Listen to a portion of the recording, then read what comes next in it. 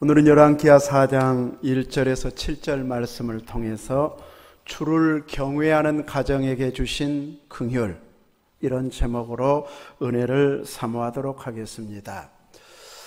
로마서 13장 8절 말씀에 보면 피차 사랑의 빛 외에는 아무에게든지 아무 빚도 지지 말라, 이렇게 말씀하고 있습니다. 여러분은 이 성경대로 살고 있습니까? 저도 또 우리 교회도 이 성경대로 산다, 이렇게 말하기가 어렵습니다. 빚 안 질려면 카드도 안 써야 되고 빚도 없어야 되는데 오늘날은 그렇게 살아가는 것이 쉽지도 않습니다. 우리 교회도 이제 많이 갚기 위해서 노력을 하고 있는데, 이제 우리가 갚을 대출금의 액수에 지금 이제 절반 넘어서서 이제 모아지기 시작했습니다. 이제 다른 분들은 뭐 4천만 원이 빚이냐고, 이렇게 빚도 아니라고 이야기하는데 우리는 이제 한 달에 그렇게 모아가기가 결코 쉽지는 않습니다. 그래도 이제 이 차량 또 모아놓은 거 한 600 얼마가 다음 달에 이제 매달 했으면 훨씬 더 많이 탔을 텐데, 건축한 후로 우리가 제대로 모으지를 못해버려서 지금 거기에 이제 얼마 되지 않고, 그래도 합치면은 이제 조금 더 빠른 속도로 갚을 수는 있겠다는 마음은 있기는 합니다. 아무튼 계속 기도해 주시기를 바랍니다. 이 성경은 이렇게 사랑의 빚 외에는 아무에게도 빚을 지지 말라, 사랑의 빚만 허락해 주고 있는데, 어떤 분들은 사랑의 빚도 안 지려고 절대 남에게 패기치면 안 되고 부담을 안 주려고 하는 이런 지나친 마음이 있기도 하는데, 이렇게 성경은 사랑의 빚은 허락하고 있습니다.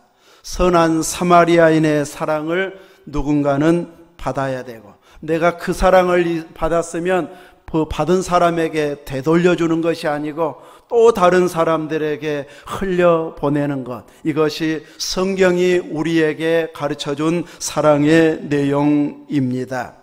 이렇게 누군가는 베풀므로 인해서 주님의 사랑과 칭찬을 받게 되고, 그때 나 힘들었는데 내가 이렇게 도와주었고 위로해 주었고 먹을 것, 입을 것, 마실 것 공급해 주어서 고마웠다고 이렇게 칭찬받는 사람이 있어야 되기 때문에 사랑의 빚까지는 부담스러워하지 말고 기꺼이 받으셔야 됩니다. 그리고 당연한 듯이 받는 것이 아니고 내가 받은 사랑을 나는 또 다른 사람들에게 베풀리라, 이렇게 계속해서 갚아가는, 또 흘려보내는 이런 모습이 되어진다면 교회는, 지역은, 나라는 점점 더 하나님이 복 주실 만한 은혜의 환경을 만들어가게 될 것입니다. 오늘 본문에는 선지생도의 아내 한 사람이 엘리사 선지자를 찾아와서 도움을 요청하고 있습니다. 자기 남편은 하나님을 경외하는 선지자의 제자였는데 이미 죽었다고 말합니다. 아마 젊은 나이에 하나님께서 불러간 이런 남편인 것 같은데, 이제 남편 없이 살다 보니 빚을 졌는지 아니면 남편 있을 때부터 진 빚이었는지는 이제 정확하게 말하고 있지는 않습니다. 뭐 선지자가 막 돈 버는 일에 열심히 낼 수 있는 그런 직업은 아니다 보니 생활고에 시달렸을 것이고, 또 이제 빌리다 보면은 또 이자에 이자, 이것이 계속 불어나서 갚기가 좀처럼 어려운 사람들은 쉽지가 않은 이런 어려운 환경이 되어져서 시달리게 되어집니다.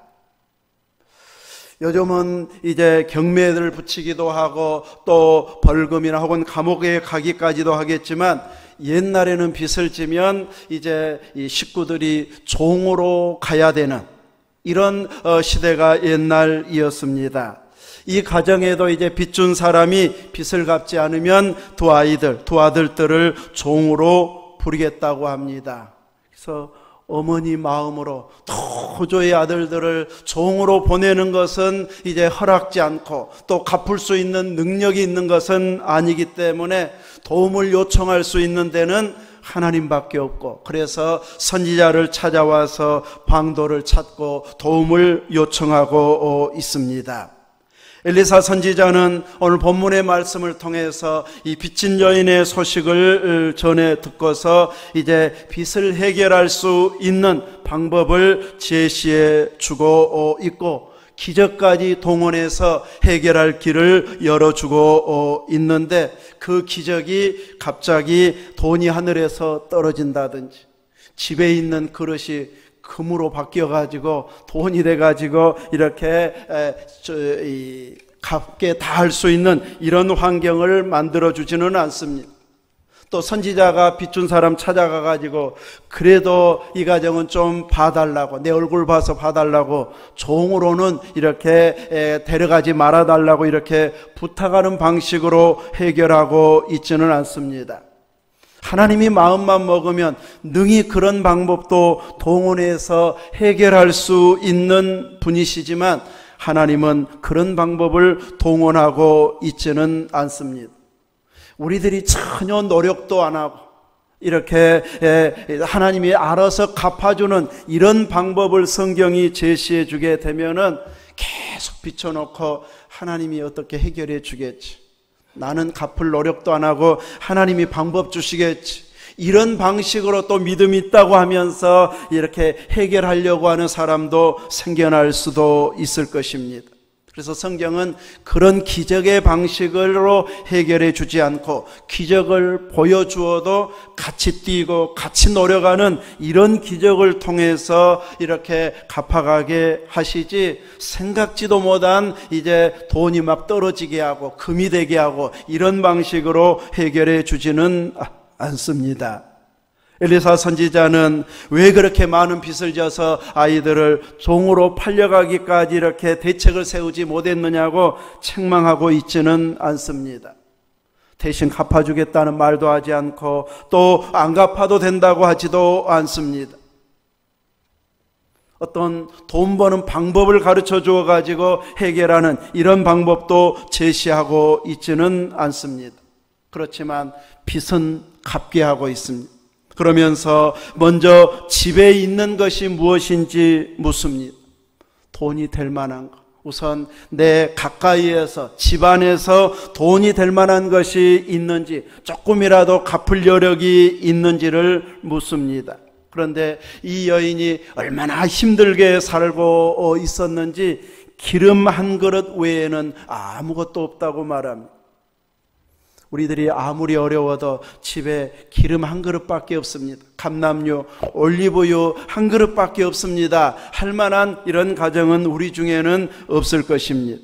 그런데 얼마나 힘든지 아마 빌릴 때는 다 빌렸을 것이고, 더 이상 손 벌릴 때도 없다 보니 이제는 기름 한 그릇 외에는 이제 아무것도 없고 갚을 능력은 안 되고 하니 이제 종으로 데려가겠다, 이렇게 하는 상황까지 이르게 되어졌습니다. 엘리사 선지자는 그 말을 듣고서 그 있는 것에서부터 출발을 합니다. 우선 조금이라도 있는 그것을 통해서 방법을 찾아내고 있습니다.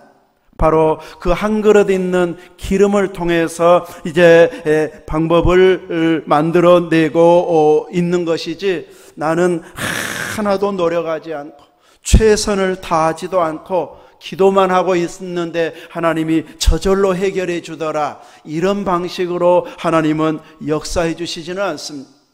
뭔가를 뿌리고 씨를 뿌리고 뭔가 노력하고 방법을 찾아내는 이런 방식으로 이제 자신을 위해서는 전략하고 또 갚기 위해서 노력하는 이런 방법으로 계속 기도할 때 하나님께서는 그 기도를 들으시고 응답의 길로 인도해 주십니다. 엘리사 선지자가 주신 방법은 이제 여인과 두 아들이 밖에 나가서 모든 이웃에게 그릇을 빌리라고 하면서 조금 빌리지 말라고 말합니다. 조금 빌리지 말라는 말은 많이 빌려오라는 말이죠. 근데 그 많은 그릇이 기준이 어느 정도까지인지는 말은 해주고 있지 않습니다. 아무튼 많이 빌려오라고 말하고 있고, 이제 본인이 빌려올 수 있는 분량이 한계가 되어질 것입니다. 개개인에 따라서 선지자가 정해주는 분량의 한계가 있는 것이 아니고 본인의 역량에 따라서 이제 빌릴 수 있는 대로 다 빌리게 합니다. 만약에 평소에 인심 잃고 산다면, 평소에 인심 잃고 이웃에게 좋은 이미지를 심어주지 못했다면 어쩌면 그릇 빌리는 것도 힘들지 모릅니다. 그런데 이 여인이 이 열심히 이웃에게 그릇을 빌려오는 것을 보면은 이제 그 인심까지는 잃지는 않았던 것으로 보여집니다. 엘리사 선지자는 그 빌려온 그릇을 가지고 집 안에 들어가 문을 닫고 그 빌려온 그릇에 한 그릇 있는 기름을 계속해서 부어서 차는 대로 옮겨 놓으라고 말합니다. 선지자는 그렇게 될 줄 틀림없이 믿었기 때문에 말씀을 주었을 것입니다. 그래서 본인이 가서 그릇에 이 기름을 부으면서 문을 열어놓고 수많은 사람들이 찾아와서 하나님의 능력이 이 정도인데 왜 너희들 우상 숭배하고 하나님을 멀리하느냐고 책망하는 도구로 사용하지는 않습니다. 자기를 과시하거나 내세우는 데 기적을 동원하지 않고 문을 닫고 아무도 보지 않는 데서 가족끼리만 그 일에 헌신하게 하고 있습니다. 이제 그 선지자의 말을 받은 여인이 순종하고 안 하고는 본인의 믿음에 달려 있습니다. 얼만큼 순종할 것인지는 본인의 몫입니다. 그런데 그 여인은 선지자가 말한 대로 순종합니다. 오늘 성경에 기록된 내용을 보면서 별것 아닌 것처럼 생각할 수 있는 사람이 있을지 모르겠지만, 어느 누가 기름을 붓는데 그릇에 차는 대로 채워진다고 하면서 그릇 빌려와서 부으라고 한다면은 세상에 그런 일이 어디 있대요 하면서 의심하고 반발하고 안 믿는 이런 사람들도 상당수 있을 것입니다. 황당해할 것입니다. 무슨 그런 일로 그런 방식으로 일을 해결하라고 하냐고 하면서 그릇 빌리러 가는 것조차도 귀찮아하는 사람도 생겨날지도 모릅니다. 그런데 이 여인은 그릇을 빌려오라고 하는 대로 빌릴 수 있는 대로 힘을 다해서 빌려왔고, 그리고 사라고 하는 대로 한 그릇 있는 기름을 빌려온 그릇에 아들들을 가져오라 해가지고 붓고, 차면 아들들 옮기라 하고 다시 또 빈 그릇 가져오라 해서 계속해서 순종하고 있습니다. 어머니도 아들들도 선지자가 말한 그대로 동참해서 순종하고 있습니다. 바로 이런 순종이 기적을 경험하게 되고 하나님의 말씀대로 순종할 때 이런 놀라운 역사가 일어나게 되어집니다. 목사님도 나한테 좀 그런 말 좀 해서 나도 순종하게 해주십시오 하고 말하고 싶습니까? 하나님의 말씀이 어디에 있습니까? 성경에 있습니다.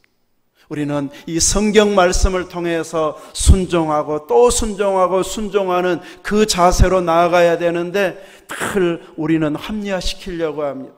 세상이 어떤 세상입니까? 하나님은 모든 것이 할 수 있는 분이고 우리로 하여금 기도하게 하는데 우리는 그것을 제대로 안 되는 것처럼 미리 단정해버리고 불순종의 길로 가버릴 때가 너무 많습니다. 하나님은 기적을 일으키시지만 믿음 없는데도 기적을 일으키시지 않습니다. 불순종하는데도 계속 기적만 일으키게 하고 있지는 않습니다.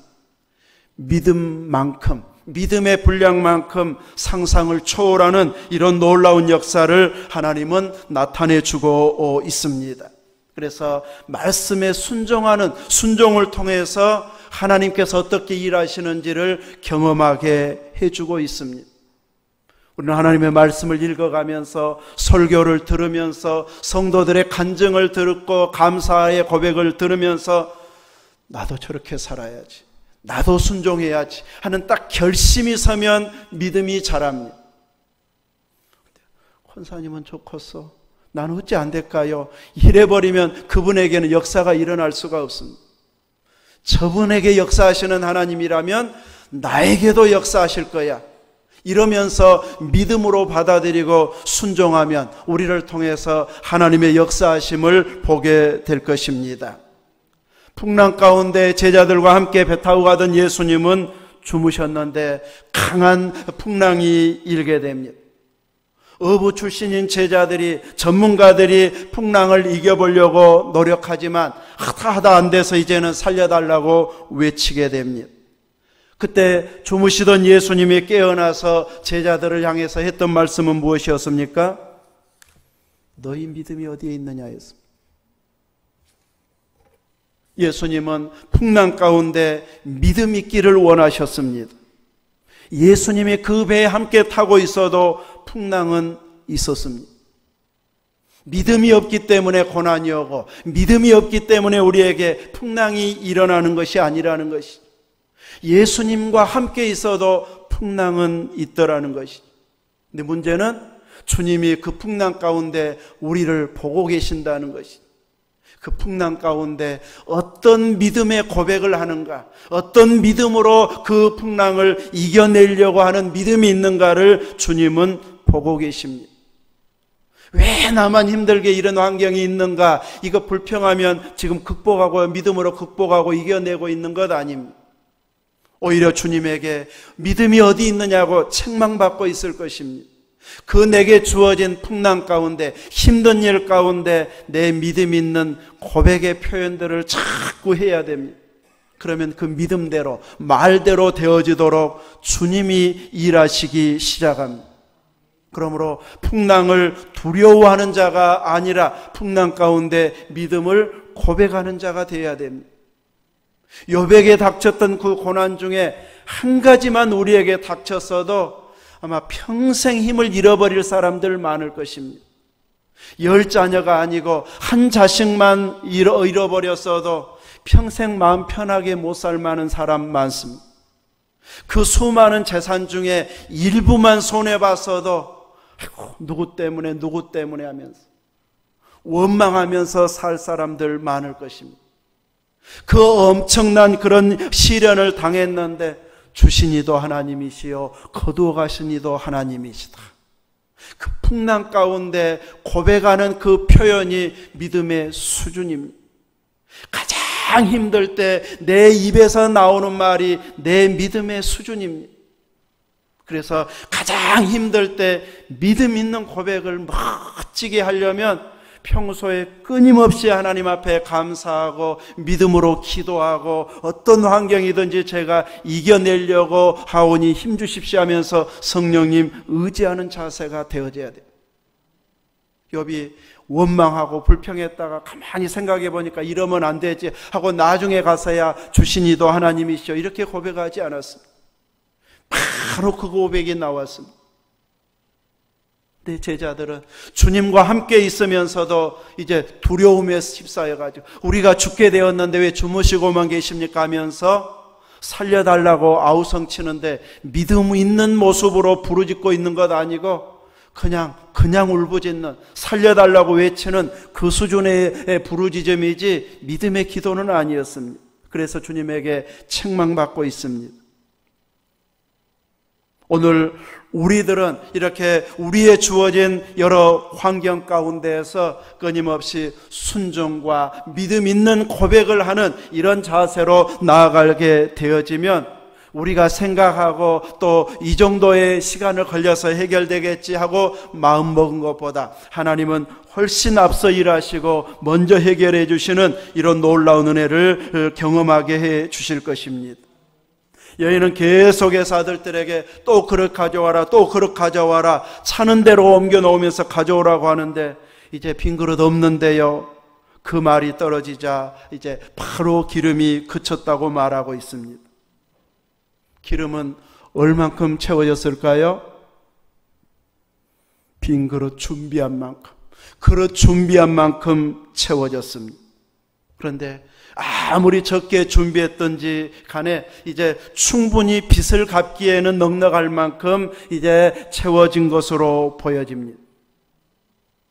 그래서 엘리사 선지자는 그것으로 먼저 빚을 갚고 나머지로 생활을 하게 하고 있습니다. 여러분은 하나님께서 주실 복을 받아 누리기 위한 영적인 그릇, 삶의 그릇을 얼만큼 준비했다고 생각하고 있습니까? 이제 나이가 많으니까 나는 준비 안 해도 돼 하고 준비할 생각도 안 하고 있습니까? 나 한 사람으로 만족해서는 안 됩니다.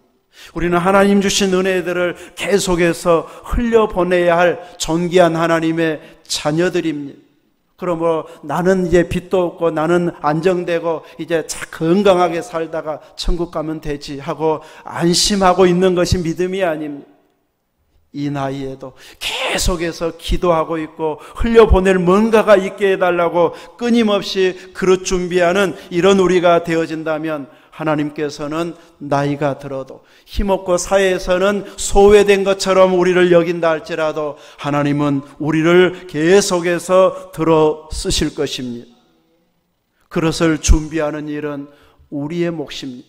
그릇 준비하는 것까지, 기름 붓는 것까지 하나님이 다 대신해서 해주지 않고 우리로 하여금 직접 동참하면서 하나님의 능력을 경험하게 하고 있습니다. 나는 준비하지 않으면서 왜 나에게는 해결이 안 되는지 모르겠다고 이제 다른 데로 원망을 돌리는 자가 되어져서는 안 될 것입니다.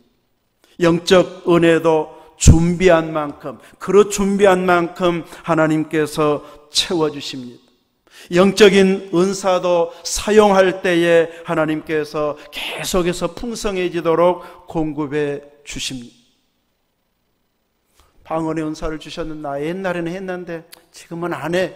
이건 하나님 주시는 것을 소홀히 여기거나 가볍게 여기는 이런 모습일 것입니다. 내게 주셨으면 기도의 일꾼으로 계속 사용해야 할 것입니다. 나는 못 알아듣고 사람들은 못 알아들어도 오직 그 영이 하나님께 올려드리는 것이기 때문에 그 기도 결코 소홀히 해서는 안 될 기도일 것입니다. 주신 은사는 사용하면 더 풍성케 해주시지만 부담되고 힘들고 옛날에는 사용했는데 이제는 못해 하고 자꾸 내가 중단시켜버리면 어느 순간 하나님께서 나도 모르게 거두어가 버리십니다. 그래서 주신 은사는 하나님 주신 것이 확실하면 계속해서 사용하면서 다른 사람을 위해서, 교회를 위해서 적극적으로 활용해서 사용하는 자가 되어지면 나에게도 유익되고 교회에도 유익되도록 하나님께서는 은혜를 베풀어 주실 것입니다. 남이 하는 일은 쉬워 보이지만은 내가 직접 그 일을 해보면 결코 쉬운 일이 하나도 없습니다. 우리는 이렇게 끊임없이 나는 힘들고 남은 별로 고생 안 하는 것처럼 보여지지만 막상 그 일에 동참해 보면은 이 일도 이렇게 힘들었네, 이 일도 이렇게 어려웠네 하는 마음이 들게 될 것입니다. 여러분이 해왔던 농사일들도 처음부터 익숙했던 것은 아닐 것입니다. 근데 어려서부터 해왔던 일이다 보니까 어느 순간 익숙해져서 이제는 잘한단 말을 들을 수 있게 되어졌을 것입니다. 영적인 일도 처음부터 익숙해가지고 내 익숙한 것만 할 수 있는 것 아니고 서툴고 힘들고 시행착오가 있어도 주님 사랑하는 마음 때문에 다음에 하면 또 더 잘하겠지 하는 마음으로 또 헌신하고 기도하다 보면 나중에는 잘한단 말을 들을 만큼 익숙해지게 해 주실 것입니다. 엘리사 선지자는 그 여인을 향해서 이제 빚을 갚고 그리고 남은 것으로 두 아들과 생활하게 하도록 하고 있습니다. 빚은 나중에 갚고 그걸로 사업해가지고 크게 확장해라 이렇게 말하지 않고 빚부터 갚고 그리고 생활하게 하고 있습니다. 빚을 지면 종이 됩니다. 빚을 지게 되면 자유가 없습니다. 그것 때문에 끊임없이 염려, 근심, 걱정 그리고 돈에 집착하게 되어지고 빚을 지게 되면 큰 소리를 칠 수 없고 당당할 수 없습니다. 우리 믿음의 사람들은 거기에 집중할 시간에 주님께 집중하고 주님을 높이는 이런 모습으로 살아가고 주님을 더 깊이 묵상해야 되는데 그 자리를 빚이 차지해버립니다. 돈, 염려, 근심, 걱정이 다 차지해가지고 기도할 힘도 안 생기게 만들고, 교회 봉사하고 교회 부족한 것이 무엇인지, 내가 해야 할 일이 무엇인지 찾을 여유가 안 생기게 만들어버립니다. 늘 힘든 것만 부담으로 다가와가지고 마음껏 하나님 앞에 헌신할 수 있는 여력을 다 빼앗아가 버립니다. 그러므로 우리는 빚을 지지 않도록 노력해야 되고, 속히 갚으려고 노력하면서 이렇게 주신 자유를 마음껏 주를 위해서 사용할 수 있게 해야 할 것입니다. 성경에는 그 후에 어떻게 살았는지 이제 내용은 없지만, 제 개인적인 생각으로 이 여인은 다시는 이 가정은 빚을 지지 않았을 것입니다. 종으로 팔려갈 뻔한 이런 것을 경험하고도 또 빚지려고 하지는 않았을 것입니다. 정말 열심히 살고 하나님 앞에 감사하고 영광을 돌리며 사는 은혜로운 가정이 되어졌을 것입니다.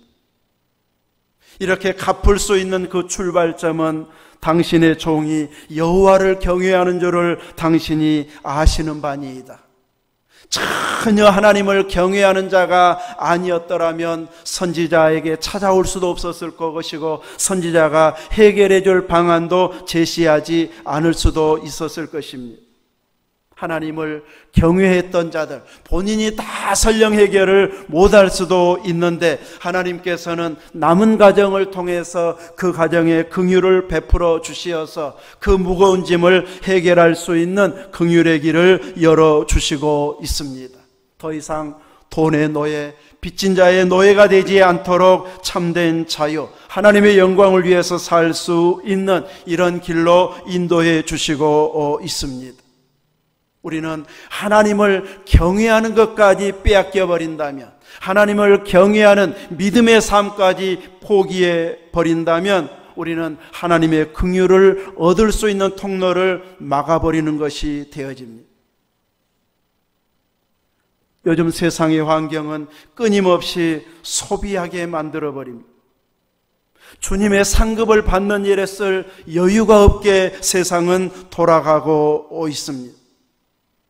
그것 가지고 주님 앞에 헌신했으면 잘했다 칭찬받은, 작은 일에 충성했노라, 내가 헐벗었을 때, 굶주렸을 때, 갇혔을 때에 나를 도와주었구나 하고 칭찬받을 그 일을 못하게 세상은 계속해서 정신없이 다른 데 쓰게 만들어버립니다. 우리는 세상에 익숙하게 따라가면서 살아가는 자가 아닌 하나님을 경외하고 하나님을 위해서 헌신하고 내게 주신 복을 또 다른 사람에게 흘려보낼 수 있는 믿음의 방식으로 사는 자가 되어야 할 것이고, 그렇게 되기 위해서는 하나님을 경외하는 자리에 있어야 할 것입니다. 하나님을 경외하는 자에게 오늘 본문에서처럼 하나님은 긍휼을 베풀어 주십니다. 그 긍휼을 베푸는 가운데서도 아무리 내 이치에 내 생각에 안 맞는 것 같아도 그대로 주신 말씀대로 순종하는 자에게 긍휼의 열매가 맺혀지게 하고 있습니다. 우리는 많은 시간과 건강과 활동들을 주님에게 집중할 수 있는 믿음의 환경을 만들어 가야 됩니다. 세상 생활하다 보면, 일하다 보면, 직장 생활하다 보면 어쩔 수 없이 하면서 핑계대기 시작하면 계속 세상의 돈의 종이 되도록 끌려가 버리게 되어집니다. 그 바쁜 중에도, 힘든 중에도, 피곤한 중에도 내가 집중해야 할 분은 예수님입니다. 내가 경외해야 할 분은 하나님이십니다 하면서 그분에게 집중하면 좀 더 여유 있고 좀 더 평안한 중에 마음껏 하나님 일할 수 있는 은혜의 환경으로 우리를 인도해 주실 것입니다. 그릇 준비를 잘 해서 더 크게 쓰임받는 이런 믿음의 일꾼이 되도록 철저히 깨어서 순종하고 하나님의 일에 이렇게 많은 체험을 해서 나도 이런 경험, 이런 열매를 맺었습니다 하면서 순종의 결과를 끊임없이 나눌 수 있는 이런 하나님의 긍휼을 입는 여러분 되시기를 주님의 이름으로 축원합니다. 아멘. 기도하겠습니다. 하나님, 우리의 마음에 주님이 가장 커 보이고 주님 생각 없이는 순간을 보낼 수 없을 만큼 주님께 집중해야 할 수 있도록 인도해 주옵소서. 우리가 집중해야 할 주님에게 세상은 끊임없이 다른 것으로 쏠리도록 유혹하고 있는데 우리는 세상에 끌려가는 자가 아닌 주의 영광을 위해서 마음껏 헌신할 수 있는 믿음의 환경을 바쁜 중에도 피곤한 중에도 또 많은 일을 해내야 되는 여러 일터 속에서도 오직 주님께 집중해서 주님의 긍휼을 끊임없이 힘입는 삶을 우리 모두가 살아가게 해 주옵소서. 예수님 이름으로 기도하옵나이다. 아멘.